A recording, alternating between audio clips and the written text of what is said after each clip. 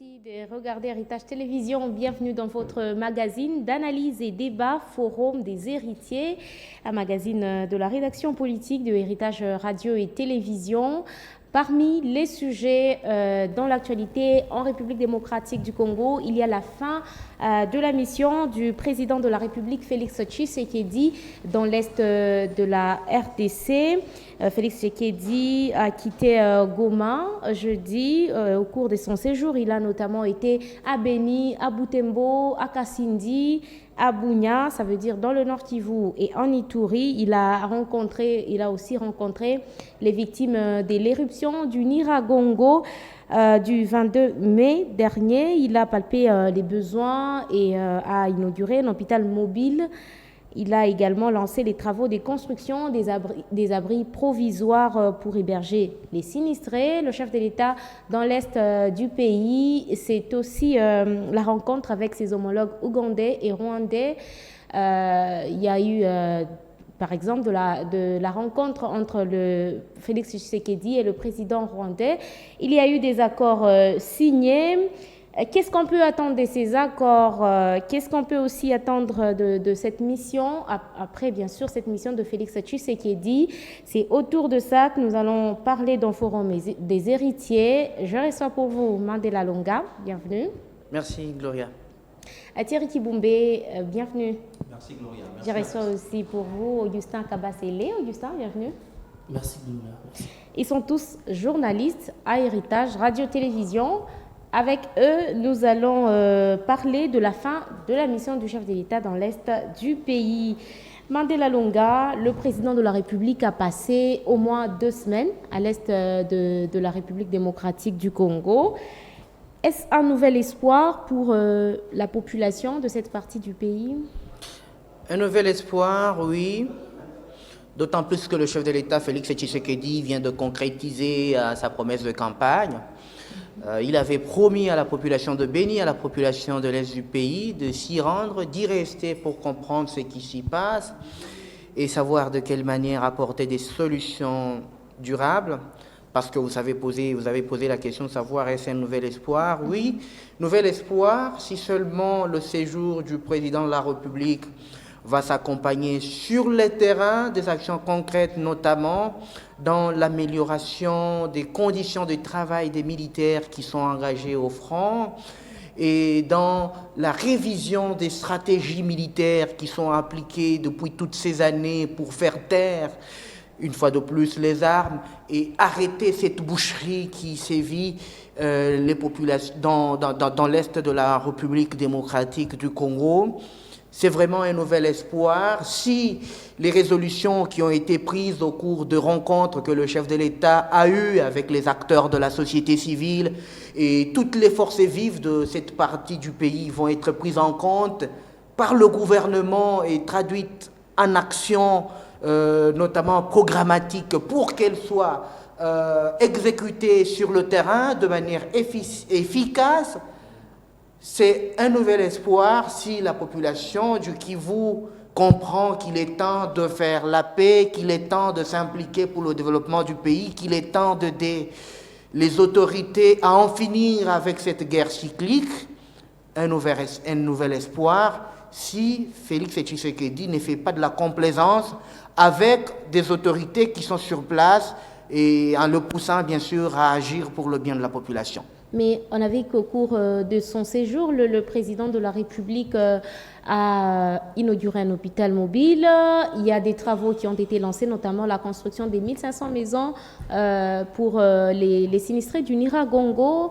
Nous avons eu des délégations défiler à l'est, des délégations gouvernementales bien sûr, défiler à l'est du pays. N'est-ce pas suffisant? Il faut encore un peu plus que ça? Oui, je demande encore plus parce que Nyiragongo, c'était une catastrophe, c'est une catastrophe naturelle qu'on ne prévoit pas, une catastrophe qu'on ne prévoit pas et qui arrive et qui nous prend de court, qui ravage les maisons et qui envoie les gens dans les rues, les gens qui deviennent des déplacés, les gens qui deviennent des réfugiés. On les a vus au Rwanda, on les a vus un peu partout.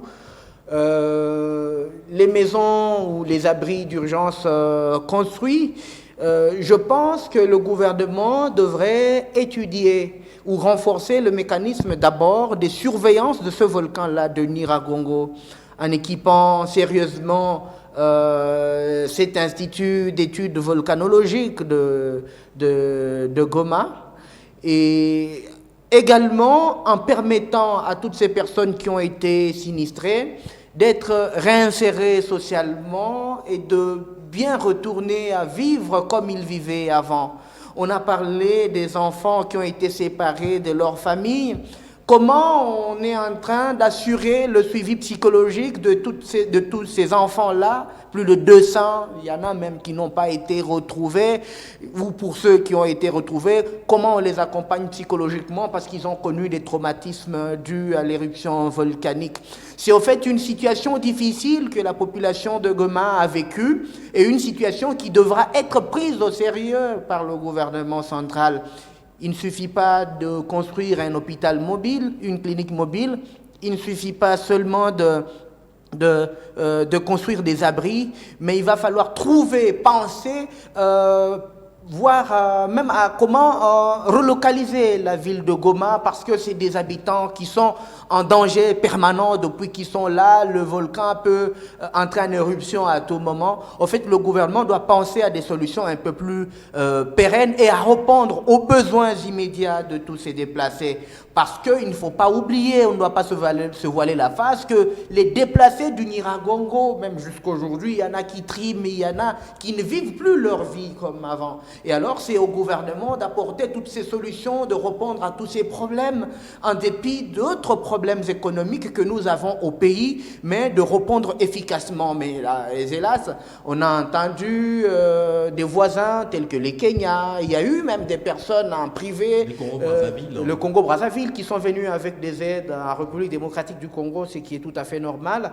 Mais jusqu'à présent, il est vraiment difficile, en dehors de tout ce qu'on a cité là-bas, de saisir un peu, de savoir comment sont en train de vivre nos concitoyens qui ont été frappés par l'éruption volcanique du Nyiragongo. Mais on sait qu'ils traversent encore des situations très difficiles et qu'il va falloir des solutions, des réinsertions rapides, de prise en charge rapide et adéquate pour que ces enfants qui ont abandonné les écoles, pour que ces enseignants qui n'ont plus d'école parce que simplement leurs établissements ont été brûlés, incendiés, rasés par la lave, il faut que le gouvernement puisse répondre à tout cela et il faut vraiment du sérieux. Thierry Kiboumbé, vous estimez aussi jusque-là la réponse du gouvernement insuffisante et surtout la présence de Félix Tshisekedi dans l'Est de la République démocratique du Congo. La population ne peut pas vraiment souffler parce que c'est déjà un pas. Oui, c'est déjà un pas. C'est vraiment un bel acte posé par le gouvernement congolais, surtout la présence du président de la République, Félix Tshisekedi, tant réclamé. Il a fait 3 semaines dans cette partie. Il était à Butembo, il était à Beni, il était à Kassindi, il était à Goma, partout là-bas. Et il a échangé avec les cadres des bases de ces différents coins. Ça, c'est déjà quelque chose qui va encourager la population, quelque chose peut-être qui va aussi motiver les forces armées de la République démocratique du Congo. Mais aussi, c'est avantageux pour le président de la République qui a palpé la réalité, la vraie réalité de la situation à l'est du pays. Parce qu'il était beaucoup plus penché au rapport de ses collaborateurs, mais là, il était sur le terrain. Il a vécu cette réalité. Je crois que c'est quelque chose qui va encore booster les présidents de la République pour trouver dans le prochain jour des bonnes solutions à cette situation. Est-ce que vous pensez, comme Mandela Lunga, que la présence seule ne suffit pas? Il faut encore d'autres réponses à l'avenir? Oui, la présence aussi, mais il faut encore chercher d'autres solutions. D'autres solutions, c'est comme par exemple l'état des sièges. Il faut encourager les forces armées de la République, pas seulement par une simple théorie, mais il faut donner les moyens. Quand vous écoutez bien, même la revendication, même la société civile de Beni, qui avait dit que ici, dans la province de Béni, il n'y a pas beaucoup des militaires. Maintenant, il faut chercher comment il faut gonfler l'effectif et aussi chercher comment donner les moyens à ces militaires. Parce que ça sera impossible qu'on reste seulement dans des théories, réaffirmer les soutiens, sans le concret. Le concret, c'est la motivation à tous ces militaires-là qui se battent jour et nuit pour défendre l'unité et aussi l'intégrité nationale. Augustin Kabasele, Félix Tshisekedi s'est rendu à Goma, il est allé à Maputo, il rentre à Goma. Comment on peut analyser en fait, quel message on peut déduire de cet acte? Un président beaucoup plus proche de la population, compatissant. Donc, Gloria, d'abord, sa présence là-bas, c'était un message fort que Félix Tshisekedi a lancé à la population parce qu'il avait promis lors de la campagne électorale qu'il devrait se rendre là-bas et puis passer quelques jours là-bas pour palper et puis voir comment la population de la province du Nord Kivu vit. Et ce qui m'a vraiment étonné, c'est quoi? Au moment où le chef de l'État était dans la province, à Irumu, les gens ne dormaient pas. À Ituri, n'en parlons pas. À Boga, n'en parlons pas. Les ADF traqués, les ADF donc jetaient des explosifs dans les églises. Chose qui trouve qu'il y a beaucoup de choses à faire. Les groupes armés sont, dans ce sens, beaucoup plus forts. Bon, si on doit peut-être continuer avec cette parenthèse, sont beaucoup plus forts que l'État congolais. Normalement, sa présence devrait apporter un plus. Si vous regardez bien, c'est comme si donc les groupes armés ont saboté sa présence dans la province. Les groupes armés ont fait leurs activités. On nous annonce, on a neutralisé autant, mais chaque jour on enregistre des morts, on enregistre la population, la pauvre population de là, donc torturée, tuée par les miliciens. Moi, je pensais que la présence du chef de l'État là-bas, donc sa présence devrait mettre fin aux atrocités. Il est là, les atrocités continuent. Mais écoutez, la guerre, c'est une guerre qui reste jusque-là asymétrique parce que l'ennemi reste encore méconnu. Thierry, s'il vous plaît. Thierry, écoutez, le chef de l'État a échangé avec les cadres de base. C'est vrai. Normalement, c'est-à-dire les cadres de base l'ont apporté des messages clairs, des informations fiables. Mais qu'est-ce qui a fait à ce qu'on démantèle ces réseaux-là? Qu'est-ce qui freine? Qu'est-ce qui bloque les tout? Donc c'est là où il y a une question. Normalement, lorsque le chef de l'État a échangé avec les cadres de base, pour moi, à mon avis, je croyais que c'était déjà la fin. Parce que c'est la société civile qui est dans la communauté, qui connaît la réalité et qui peut livrer de bonnes informations au chef de l'État. Voilà, il y a ça. Et le chef de l'État devrait instruire. Compatir avec les sinistrés. Compatir avec les sinistrés, c'est bien. C'est un bon acte, comme un père de la famille et comme tout chef d'État qui a l'amour de son pays. Mais sur le plan sanitaire, donc sécuritaire, il y a beaucoup de choses. Mandela Longa, vous attendiez-vous aussi à un résultat immédiat comme Augustin Kabasele, la présence du chef de l'État égale à la fin de la guerre dans l'Est? Non, je ne m'attendais pas du tout à cela. Parce que je sais que la guerre qui est aujourd'hui en train de sévir les habitants de l'Est du pays est une guerre, comme l'a dit Félix Tshisekedi lui-même, asymétrique. Une guerre qui n'a pas commencé aujourd'hui, qui a commencé depuis très longtemps. Une guerre qui a plusieurs ramifications stratégiques, géopolitiques, géostratégiques, si vous me passez. Ça veut dire que la présence seule de Tshisekedi ne suffit pas à mettre la fin bien sûr à cette guerre, mais il suffit d'une volonté de sa part pour y mettre fin. La volonté de la part du chef de l'État, c'est celle, comme je l'ai bien dit, la réorganisation de nos troupes, de nos forces armées, et voir comment nous faisons notre renseignement dans cette partie du territoire national. Et comment nous sécurisons nos frontières qui demeurent toujours poreuses parce que c'est à la frontière avec le Rwanda, la frontière avec l'Ouganda. C'est beaucoup de choses qui entrent en compte et c'est comment nous permettons, parce qu'on a parlé de l'implication des habitants de Béni notamment dans les massacres, mais est-ce qu'on s'est déjà posé une question de savoir, mais qu'est-ce qui fait à ce que ces compatriotes-là puissent trahir le drapeau? Et donc, il faut savoir répondre à toutes ces questions-là et résoudre l'équation. Le chef de l'État, je l'ai suivi dire qu'il y a des choses qu'il ne maîtrisait pas. Et quand il est arrivé à Béni, par exemple, il a essayé de maîtriser certaines choses. Bon, moi, je n'ai pas aimé cette communication-là. Parce que depuis 2 ans et demi, il est au pouvoir, il est censé maîtriser la situation de tout le pays. Et il a vécu au pays, moi je suis journaliste, je maîtrise un peu toutes les réalités des 4 coins de la République. Bon, je ne sais pas, une communication politique ou quoi, mais je n'ai pas aimé cette façon de communiquer. Il est censé, en tant que chef de l'État, de maîtriser la situation sécuritaire qui sévit dans l'Est du pays. Il a dit qu'il a pensé que les enfants qui ont campé devant la mairie de Béni, qu'ils étaient instrumentalisés. Alors que ces enfants n'ont fait que exprimer leur ras-le-bol face à ce qu'ils ont vécu comme massacre depuis toutes ces années.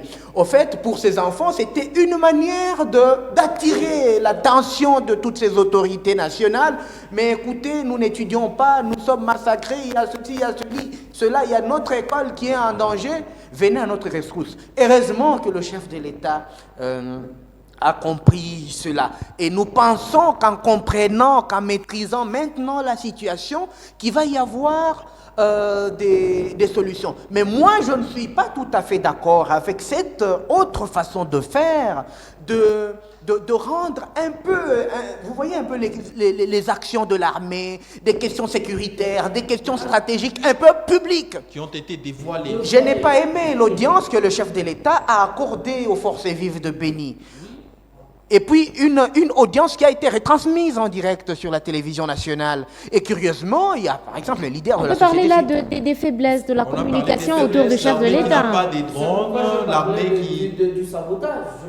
Oui, c'est ce que je dis. C'est vrai que les citoyens ont le droit. Oui. Ils ont le droit de savoir ce qui se passe, ce que les gens ont dit. Je n'ai pas aimé que cette audience-là soit diffusée en direct. Par exemple, un acteur de la société civile qui dit que l'armée n'a pas de drone. Mais c'est ahurissant pour une grande armée que celle de la République. On parle de 21 000 dans la partie Est, mais les militaires sont la 8e armée d'Afrique. La 8e armée classée d'Afrique, qui n'a pas de drone, dans un coin stratégique que l'Est du pays. Bon, ça aussi c'est sa faute. C'est un problème de communication parce que c'est à l'est du pays où il faut mettre beaucoup de moyens, il faut beaucoup financer les forces armées pour neutraliser tout ce groupe. Mais quand il dit qu'il n'était pas informé d'un petit appareil drone qui permet aux militaires de bien géolocaliser les rebelles, c'est faux et archi faux. Pour un pays comme la République démocratique. Mais cette communication-là, elle ne nous fait pas respecter. Moi, si j'étais le chef de l'État, j'allais d'abord changer l'équipe opérationnelle qui est là-bas. On va avancer avec le débat en parlant justement du sujet lié à la sécurité. Vous êtes d'accord avec moi que dans ses déclarations, le président de la République revient très souvent sur sa détermination à en finir avec la guerre dans l'Est du pays. C'est aussi la raison pour laquelle il a rencontré ses homologues ougandais et rwandais. Il y a eu, par exemple, avec le Rwanda, des accords purement économiques. Oui, parce que aussi, sans se voiler la face, ce sont les richesses de la RDC qui lui attirent aussi des guerres. Est-ce qu'on peut espérer un retour progressif de la paix à l'issue, bien sûr, de ces accords? Thierry Kiboundé, je reviens à vous. Je pense que Paul Kagame a été clair. Il a soutenu d'abord l'état des sièges dans la province du Nord Kivu et des Lituri. Il a dit qu'il va soutenir cette idée de l'état des sièges, mais c'est un tout petit peu flou avec Paul Kagame. Si aujourd'hui la RDC est en train de subir toutes ces histoires, c'est parce que nous avons ici beaucoup de richesses. Et quand vous voulez chercher comme allié Paul Kagame, qui a été cité dans les rapports, ou pas Kagame, le Rwanda qui est dirigé par Kagame, parce qu'on a dans les rapports mapping, on n'a pas cité Paul Kagame, mais on a dit le Rwanda qui est impliqué dans ces rapports, le Rwanda qui ne veut pas qu'on puisse appliquer les conclusions qui se trouvent dans ces rapports mapping, qui accusent le Rwanda d'être à la base des violations graves des droits internationaux et des droits de l'homme. Et aujourd'hui, vous, président de la République démocratique du Congo, vous voulez chercher celui-là pour trouver une solution à la guerre dans cette partie du pays. Moi, je trouve Ce ne sont pas de voies qu'on entreprend pour justement trouver la paix. Je ne trouve pas une bonne voie pour trouver la paix, parce que quand il y a la guerre tous les jours, le Rwanda en profite. Ça, c'est très sûr. Le Rwanda en profite. Vous avez des preuves, Eric Eboumbé. Le Rwanda se développe. Le Rwanda se développe. Les Rwandais exportent les gaz dans les lacs Kivu tous les jours. Le Rwanda est bien organisé et le tourisme se passe bien. La partie du parc Virunga, le tourisme se passe bien de l'autre côté. C'est un pays vraiment organisé. Et quand vous venez du côté de la RDC, rien n'est encore fait.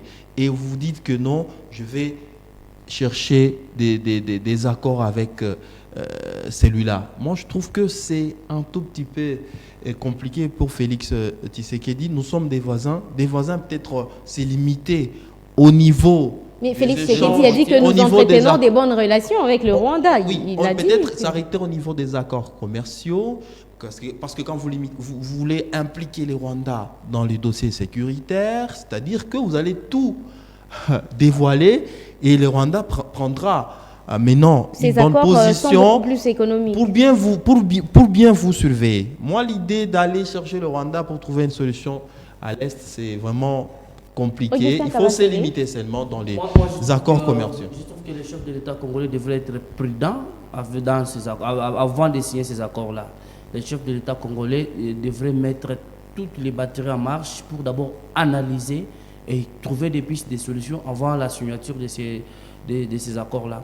Moi, je vous dis une chose. Non, ce sont des accords commerciaux. Je vous dis une chose. Des accords commerciaux. D'où proviennent les minéraux qui sont vraiment transformés au Rwanda? C'est de la RDC. Mais comment un pays comme ça, qui accepte un jour de venir signer avec vous les accords, mais c'est une manière de vous utiliser comme des enfants. C'est une manière de vous tromper la vigilance pour vous montrer que, écoutez messieurs, comme je vous ai beaucoup plus torturé, voilà, on veut à ce qu'on signe des accords pour que les gens qui ont publié les rapports mapping ne pensent pas que réellement, entre vous et moi, il y a des problèmes. Nous devons garder des relations de bon voisinage. Et puis mais c'est des rapports commerciaux, ça peut peut-être aider la RDC. Et puis écoutez, c'était des rapports commerciaux, mais après, ils ont parlé tous ensemble les problèmes de l'état des sièges, qui n'était pas que... Moi, je ne m'attendais même pas à ça. J'étais surpris d'apprendre que le chef d'État congolais et celui du Rwanda donc parlent le même langage sur l'état des sièges. Moi, je regrette. Mais le Rwanda, c'est notre voisin, ce n'est pas notre voisin. C'est notre voisin, mais c'est notre voisin par rapport, parce que la RDC est maintenant membre dans la communauté économique des États de l'Afrique de l'Est, peut-être pour des échanges commerciaux, là on peut comprendre. À chaque fois, mais dans les domaines de l'état des sièges, je vous assure que c'est difficile que Kagame puisse soutenir comme il faut le chef de l'État Félix Tshisekedi. Au Congo, à chaque fois où on arrête un rebelle, si on fait des enquêtes, on trouve que c'est un expatrié. Il n'est pas congolais, parfois c'est un Ougandais, parfois c'est un Burundais, parfois c'est un Rwandais. Les ADF ici, beaucoup, on les a arrêtés ici, on trouve que... écoutez, il faut prendre des positions. Mais comment est-ce que vous pouvez étaler même votre secret interne pour dire... Non, on n'a pas étalé le secret. Je vais soutenir. Oui. Je voudrais peut-être réagir à ce sujet. Oui. Vous n'allez pas interdire à un chef de l'État de signer des accords avec ses homologues, avec des pays, des pays voisins. Le chef de l'État est libre de signer des accords avec qui il le veut. Il a signé des accords avec le Rwanda, il a signé aussi des accords avec l'Ouganda. Ils ne peuvent pas mettre Ouais. en péril, Des accords le économiques, pays. bien sûr. C'est ce que je dis. Et alors, c'est qu'on ne doit pas perdre de vue, c'est que dans les rapports entre les États, il n'y a que des intérêts qui priment. En relations internationales, il y a des intérêts qui priment, et le chef de l'État, sur le plan stratégique, il est le mieux placé pour savoir à quel côté, à quel niveau se situent les intérêts de la République démocratique du Congo. Mais je voudrais tirer une sonnette d'alarme. Il faut que l'on fasse attention avec le Rwanda et l'Ouganda. Parce qu'on sait que ce qu'on est en train de vivre aujourd'hui, c'est vrai qu'on a utilisé le Rwanda comme bouc émissaire, qu'on a utilisé le Rwanda comme un arbre qui cache la forêt par les puissances occidentales et les puissances obscures qui viennent piller les richesses du sol et du sous-sol de la République démocratique du Congo. Et en tout cas, je doute de la sincérité de Kagame et de Museveni dans ce qui s'est fait et dans ce qui se passe dans l'est du pays. En tout cas, je n'apprécie pas du tout. Mais le président Tshisekedi a dit que nous entretenons des bonnes relations avec en l'Ouganda, relation internationale, l'Ouganda. en relation internationale, Donc, quand on dit que tout va bien, c'est que rien ne va. Quand on dit que tout va bien, c'est que rien ne va. Ça, On a c'est vu un quand discours politique. on a vu quand les relations étaient tendues entre la République démocratique du Congo et la France, du temps du sommet de la francophonie, quand le président François Hollande a voulu donner en quelque sorte une gifle à Joseph Kabila, et puis Joseph Kabila qui a répliqué, les journalistes français ont posé la question à Joseph Kabila, il a dit que tout allait bien, pourtant les relations étaient tendues entre la RDC et la France. Et c'est même le cas aujourd'hui, parce que Paul Kagame en France avec Félix Tshisekedi, Paul Kagame jette de l'opprobre sur le prix Nobel de la paix Denis Mukwege, qui est un Congolais. Et Denis Mukwege qui voulait qu'on puisse appliquer les conclusions du rapport mapping. Et Félix Tshisekedi, président de l'Union africaine, qui rejette ça. Qui essaie de calmer le jeu. Il dit, je sais comment je vais rencontrer Paul Kagame pour parler. Bon, on ne va pas rentrer un peu dans la stratégie qu'applique le chef de l'État, mais ce qui est sûr, aussi pour finir une guerre, il ne suffit pas seulement d'appliquer la force, également la diplomatie, le dialogue, les voies pacifiques sont les voies qui sont les mieux conseillées pour résoudre un conflit. Mais je pense que le chef de l'État, Félix Tshisekedi, et le chef de l'État, Yoweri Museveni de l'Ouganda, devraient se dire des réalités en face. Mais il faut aussi savoir avec quel poids nous allons, avec quel argument nous allons face au Rwanda, face à l'Ouganda, des pays qui sont très bien organisés au niveau interne, en ce qui est de la sécurité interne, en ce qui est du renseignement. Vous voyez, c'est des pays qui sont très bien organisés et nous aussi, on devrait, c'est vrai qu'on a signé des accords économiques avec ces pays-là, mais nous devrions également construire des bases à l'interne. Construire des bases, c'est renforcer, comme ce que j'ai dit, nos services de renseignement, voir la migration, comment elle s'effectue à l'interne, la sécurité. Est-ce que les habitants du Congo s'approprient un peu la sécurité de ce pays? Vous voyez, c'est un peu toutes ces questions-là et les choses ne sont pas organisées ici chez nous. C'est toutes ces questions-là qui doivent attirer l'attention du président de la République parce que le Rwanda est malin. Le Rwanda n'est pas sincère. Mais est-ce que les choses ne sont pas de plus en plus difficiles parce que Félix Tshisekedi doit jouer aussi deux rôles, hein? Vous savez qu'il est d'abord, il est président de la RDC, mais il est aussi président de l'Union africaine. Il ne doit pas jouer un cas spécial en faveur de la RDC. N'oublie pas qu'avant d'être président de l'Union africaine, il faut d'abord être président de la RDC. Donc, mais en tant que président de l'Union africaine, il est censé être en bon terme avec les autres chefs de l'État. C'est pour une année. Il reste combien de mois que le mandat va expirer? Donc, Félix Tshisekedi ne doit pas sacrifier cette année pour l'Union africaine. Non, il doit aussi prendre en compte de ça. Augustin, parce qu'il est président de l'Union africaine, il doit tout oublier de la RDC et se pencher aux problèmes de l'Afrique. C'est pourquoi je dis, Donc, des fois, est-ce que vous ne trouvez pas que les choses deviennent un peu plus difficiles quand il doit jouer les deux rôles Et à puis la moi, fois? je trouve que c'est une tâche lourde qu'on a accordée au président de la République. Pourquoi? Regardez cette année. Il n'a rien fait. Le président n'a pas fait beaucoup de choses. Il a fait que des voyages Mais, au bénéfice, là, c'est au votre bénéfice jugement. de l'Union africaine. Là, c'est votre Et pour jugement, un président de la Thierry Kibombé. République qui vient de mettre fin À une coalition. à une coalition Donc vous pensez que l'Union africaine qui est lui a un mis handicap? des bâtons dans le roues Je ne pense pas et il que- n'a pas bien fonctionné. Je ne pense Et pas du que coup, vous l'Union prenez la africaine charge soit un d'être handicap. président de l'Union africaine. Je ne pense pas que l'Union africaine soit un handicap. Moi, je suis panafricaniste. Moi, je pense Afrique. Je crois que les Africains devraient réfléchir, voir de quelle manière s'unir et travailler, regarder vers la même direction. Est-ce que c'est le cas aujourd'hui? Est-ce que les Africains travaillent pour le développement de l'Afrique? C'est ça le point d'interrogation qui existe. Et je crois que c'est une occasion en or donnée à Félix Tshisekedi de réunifier l'Afrique, de permettre à l'Afrique de vivre le vieux rêve de Gaddafi qui voulait fonder les États-Unis d'Afrique. Voilà un peu de cette manière-là que moi je vois, en fait, la présence de Félix Tshisekedi à la tête de l'Union africaine. C'est vrai, il a des tâches qui sont lourdes, c'est vrai, il a la sécurité, le développement de la RDC à assurer, mais il a également cette lourde tâche de mettre les Africains ensemble. Que les Rwandais et les Congolais ne se voient pas en ennemis, que les Ougandais et les Kenyans ne se traitent pas en adversaires, mais que les Africains se mettent ensemble. Mais pour ça, il va falloir réunir les intelligences. Est-ce qu'on a réuni les intelligences au moment où nous avons occupé le poste stratégique de la présidence Et puis, de au l'Union moment où africaine? on a occupé ces postes. Quelle était l'idée du président de la République pour essayer de réunir des intelligences? Alors, on ne va pas s'éloigner du de ne sujet, pas mais seulement montrer qu'il y a on une va devoir faiblesse. chuter Thierry Kibombé, notamment avec la fin de la mission du chef de l'État dans l'Est. Qu'est-ce qu'on doit vraiment attendre de cette fin d'émission? Bon, ce qu'on doit attendre, c'est, bon, comme je l'étais en train de le dire au début de l'émission, c'est d'être un peu concret. On est fatigué de théories, des discours. Il faut maintenant que les chefs de l'État puissent mettre beaucoup de moyens, surtout soutenir financièrement les forces armées de la République démocratique du Congo. Quand vous suivez même le revendication, le plainte de la société civile de Béni, c'était vraiment basé sur le moyen financier, la motivation. Il n'y a pas de motivation. Et aussi, le président parle des rapports de ses collaborateurs qui ne donnent pas parfois la vraie réalité.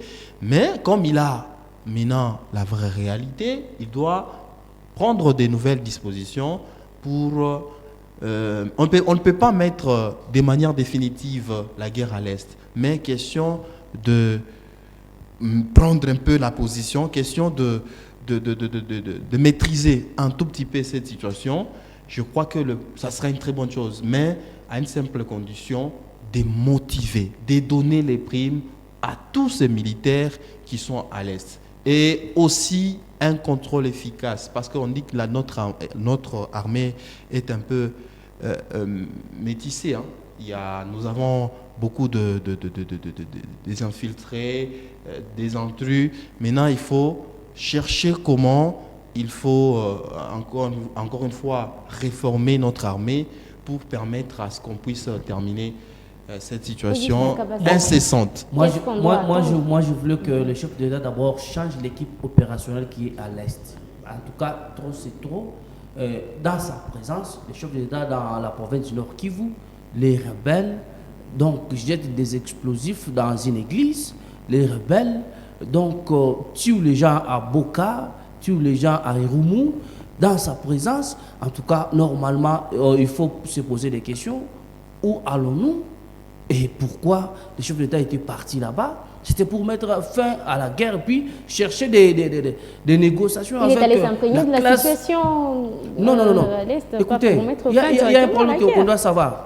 Normalement, on doit ouvrir des enquêtes dans le rang de FARDC. Il y a beaucoup de choses qui se passent là-bas. Il y a beaucoup de détournements qu'on doit suivre à la loupe.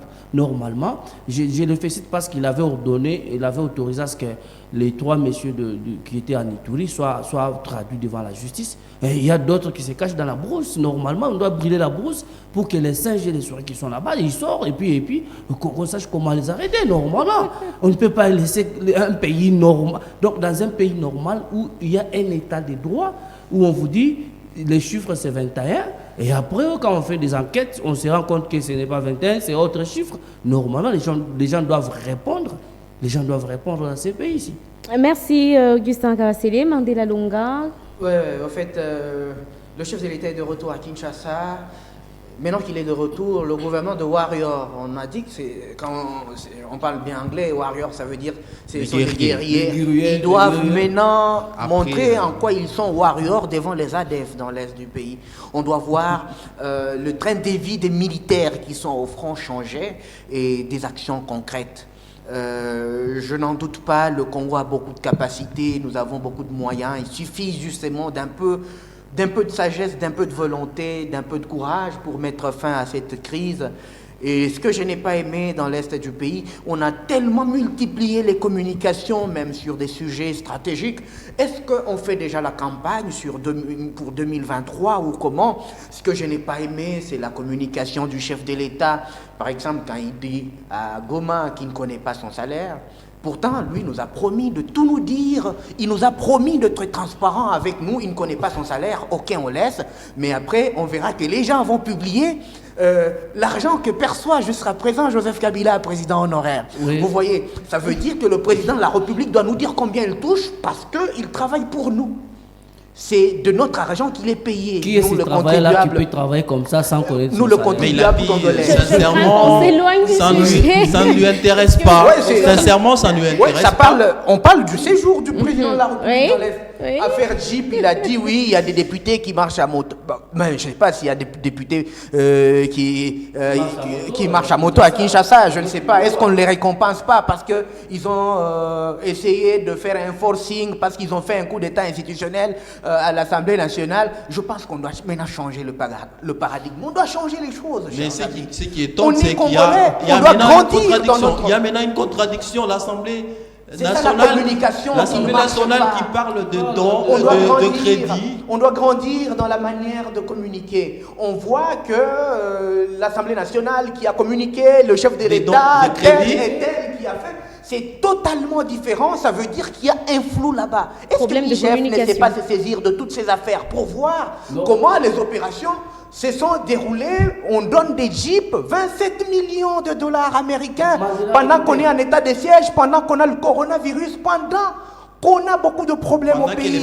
Les enseignants, aujourd'hui le carburant à Lubumbashi, les pétroliers sont en grève sèche et le transport qu'on a payé aujourd'hui, il est tellement cher que la population ne sait plus où donner de la tête. Le chef de l'État a beaucoup de défis à relever. Pendant que les militaires ont besoin qu'on augmente leurs prix. On doit être sérieux. On doit être sérieux dans la manière de communiquer, dans la manière de poser des actes sur le terrain. On n'est pas là pour assister à des coups, à des scoops communicationnels pour faire un peu comme on dirait la propagande. On a besoin de voir des actions. On a besoin de voir cette réalité-là se traduire dans nos assiettes au quotidien. Mais il faut souligner que c'était déjà la chute. Il a besoin de déjà la chute. Il a dit, après avoir accordé une interview à nos confrères de Jeune Afrique, il a dit, pour bien concrétiser sa vision, il a besoin d'un second mandat. Là, c'est à la population de voir. Là, c'est un autre sujet qui va sûrement venir dans un prochain forum des héritiers. C'est vraiment un autre sujet qui va venir dans un prochain forum des héritiers.